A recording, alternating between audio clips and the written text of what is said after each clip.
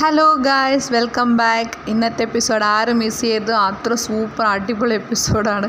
Jasmine എന്ന് പറയുന്ന ആ പെൺകുട്ടീനെ നന്നായിട്ട് തേച്ചൊട്ടിച്ചിട്ടുണ്ട്. അവളെ മാത്രമല്ല ഗബ്രീനെയും നന്നായിട്ട് റേറ്റിങ്ങിന് വേണ്ടിയിട്ടാണോ എന്നറിയത്തില്ല. ഏഷ്യാനെറ്റ് ലാലേട്ടനെ യൂസ് ചെയ്ത് നന്നായിട്ട് തേച്ചൊട്ടിച്ചിട്ടുണ്ട് ആ പെൺകുട്ടീനെയും പയ്യനെയും.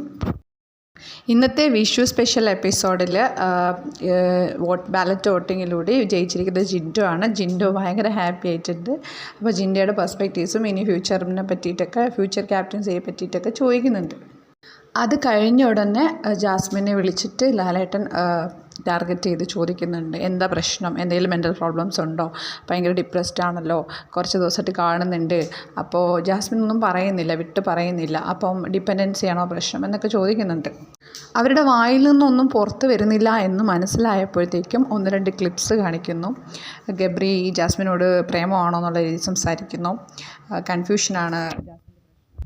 ഇപ്പം അനൗൺസ് ചെയ്ത് കഴിഞ്ഞ് എല്ലാവരും കണ്ടതിന് ശേഷം ഓരോ മെമ്പേഴ്സിനും ഓരോ അഭിപ്രായം.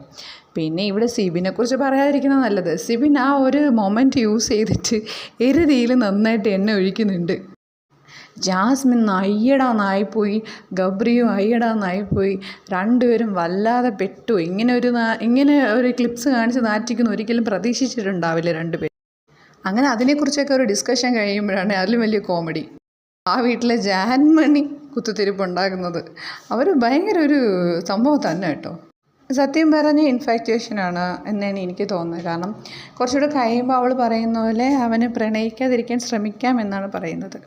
ആ കുട്ടി കമ്മിറ്റഡ് ആയിരിക്കാം, പക്ഷേ കമ്മിറ്റ്മെൻറ്റ് ഉള്ളവർ എത്രയോ പേര് വീണ്ടും വേറെ റിലേഷൻ.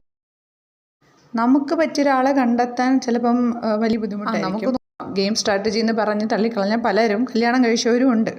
അവരുടെ വ്യക്തിപരമായ കാര്യം, അവരെങ്ങനെയും കളിക്കട്ടെ. എന്തായാലും ഇന്നെനിക്ക് ജാസ്മിനോട് അവസാനം ഭയങ്കര സഹതാപം തോന്നി. ആ കുട്ടി രണ്ടുപേരും വല്ലാതെ മറ്റുള്ളവരുടെ മുമ്പിൽ പരിഹാസപാത്രമായി മാറി. ഗബ്രീനെ ഒരു കോഴി പരിവേഷമാണ് കൊടുക്കാൻ നോക്കി, ജാസ്മിനെ വെള്ള പൂശാനും നോക്കിയിട്ടുണ്ട്. അതോടുകൂടി ഗബ്രിയുടെ കിളി മൊത്തം പോയി. ഗബ്രി മറുപടി ഒന്നും പറയുന്നില്ല. പിന്നീട് ഗബ്രിയുടെ ഒരു കരച്ചിലും വീഴ്ചയിലും ഭയങ്കര ഒരു ശോകമോക ഫേസൊക്കെ ആയിരുന്നു. ജാസ്മിൻ ആശ്വസിപ്പിക്കുന്നു, ഞാൻ ഇവിടുന്ന് ക്വിറ്റ് ചെയ്ത് പോകാൻ പോകണം, എനിക്കിനി നിൽക്കാൻ പറ്റും. ശരിക്കും നാണം കെട്ട് കഴിഞ്ഞാൽ നിൽക്കാൻ പറ്റത്തില്ല. അത് തന്നെ എത്ര പേര് കണ്ടു കഴിഞ്ഞു. പക്ഷേ അതൊന്നും കാര്യമില്ല, ഇതൊക്കെ ലൈഫിൻ്റെ ഭാഗമാണ്. ജീവിതത്തിൽ എത്ര പേരുടെ ജീവിതത്തിൽ കോളേജുകളിലൊക്കെ ഇങ്ങനെ നടക്കുന്നുണ്ടല്ലേ. ഇത് നമ്മൾ റിയലായിട്ട് കണ്ടു. നമ്മളതൊരു ക്യാമറയുടെ മുന്നിൽ നിന്ന് കണ്ടുകൊണ്ടിരിക്കുന്നു. ഇതിലും വലിയ വലിയ പ്രശ്നങ്ങളുള്ള എത്രയോ പ്രശ്നങ്ങൾ ഈ നാട്ടിൽ നടക്കും.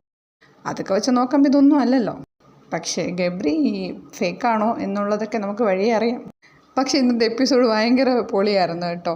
ഒന്നാമത്തെ കാര്യം, ഈ കൂട്ടത്തോടെ ഇരുന്ന് വീട്ടിലുള്ള ആൾക്കാർ പരദൂഷണം പറയുന്നതും കൂടെ കാണിച്ചതാണ്. ഭയങ്കര കോമഡിയായി. സത്യം പറഞ്ഞാൽ ഒരിടത്തു നിന്ന് പറഞ്ഞ് വരുന്ന കാര്യങ്ങൾ ഒരു കമ്മ്യൂണിക്കേഷൻ ഗ്യാപ്പായി, പിന്നെ ബ്രേക്കായി വരികയാണ് സത്യത്തിൽ ചെയ്യുന്നതല്ലേ. നമ്മുടെ ലൈഫിലാണല്ലോ അങ്ങനെയൊക്കെ തന്നെ. അങ്ങനെ ബ്രേക്ക് എടുത്ത് ലാലേട്ടൻ പോയി കഴിയുമ്പോഴുള്ള സീനെന്ന് പറയുന്നത് ജാസ്മിനും ഗബ്രിയും തമ്മിലുള്ള സീനാണ്. ശ്രീതുവും കൂടെ വന്നിട്ട് ആശ്വസിപ്പിക്കുന്നുണ്ട്. അവൻ ക്വിറ്റ് ചെയ്യാൻ പോകുന്നതിന് ജാസ്മിൻ പറയും, നീ ഇല്ലാതെ എനിക്ക് പറ്റത്തില്ല, നീ പോയാൽ എന്നെ എല്ലാവരും ബ്ലെയിം ചെയ്യും എന്നുള്ള രീതിയിൽ.